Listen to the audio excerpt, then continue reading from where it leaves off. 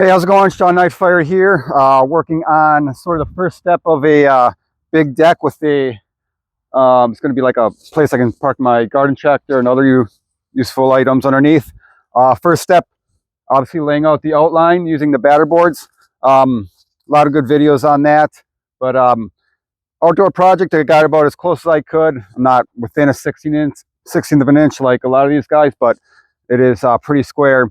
So I'm actually using some 4x6s. I'll have 6 of them. I got to dig the holes yet. They're going to be one in each corner and then one in the middle, sort of like a big rectangle. I got the 4x6s at a kind of a discount, so they're a little bit warped, but they should work. Now I use the Harbor Freight Bauer laser level. Comes with a tripod. See that a little closer. Works really good. And I found out that if you set it on one, you can set it up right on one, turn it on, point it at the other one. And if you use a 2x3, it grazes right at the top of that 2x3. So flat on the ground, and you'll see the green light on the top when it's level. If you use a 2x3 on the other one, and it grazes just the top of that, you'll know that you're level. So that worked out really good. I'm actually not going to be setting the 4x6 posts right at the corner.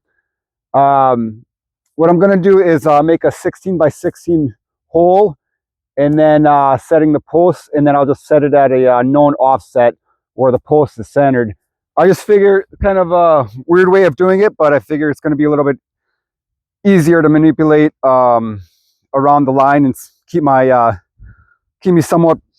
So if they're kind of warped on the bottom, I'll still be at a good offset at that corner. I'm more worried about where it's here. Might not be perfect, but I think it's going to work pretty good.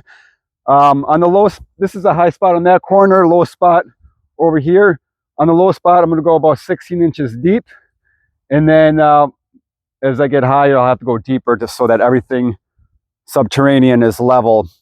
Size-wise, at the post, I'm going to be about 18 by, I believe it was 11 and a half. So I decided to use 2x6s instead of going. See, there's a limit on how far you can put your, I guess your joists, your subfloor joists, on how far you can span based on whether it's 2x6, 2x8, 2x10. Most lows or whatever use number 2 pine. So I think the limit, and you have to check the chart, of 2x8 is about like 11 feet or so, maybe a little bit more, 12. I could have went 2x8s going this way, and the limit for 2x6 is I think around 9 feet. What I found out cheaper, I want to use 2x6s. I'm going to have the central beams here.